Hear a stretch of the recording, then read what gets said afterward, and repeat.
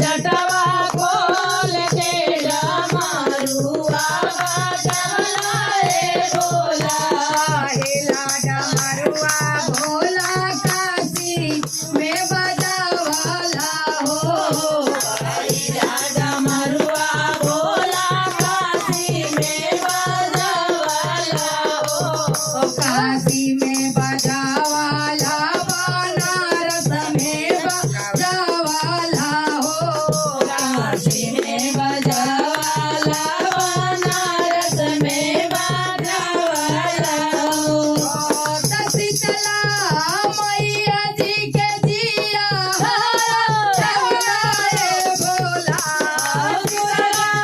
मैया जी के जिया सबला रे भोला।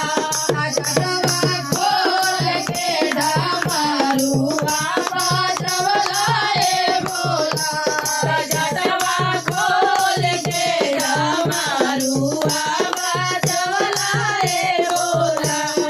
सारा डमरुआ भोला जम्मू में बजावला हो। सारा डमरुआ भोला जम्मू में बजवला हो। जम्मू में बजावला भोला मैहर में बजवला हो। जम्मू में बजवला भोला मैहर में बजवला हो। शारदा मैया जी के जिया सबला रे भोला। शारदा मैया जी के जिया सबला रे भोला। जटवा खोल के डमरुआ बजवला रे भोला। जटवा खोल के डमरुआ बजवला रे भोला। डमरुआ भोला बिंदा चल बजावला हो। चावता डमरुआ भोला विंध्याचल बजावला हो। विंध्याचल बजावला भोला विंध्याचल बजावला हो। विंध्याचल बजावला भोला विंध्याचल बजावला हो। वासिनी के जिया सबला रे भोला। विंध्यवासिनी के जिया सबला रे भोला।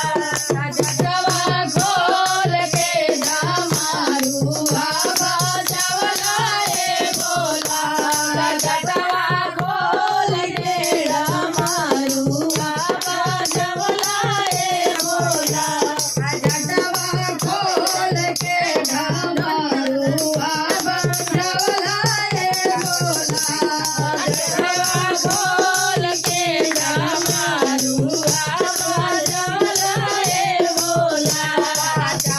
डमरुआ भोला बम्बई में बजावला हो।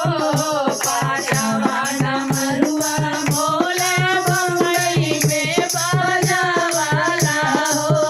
बॉम्बे में बजावला जीवदानी में बजावला हो। बम्बई बजावला जीवदानी में बजावला हो। देवी जी के जिया सबला रे भोला। लक्ष्मी के जिया सबला रे भोला। जटवा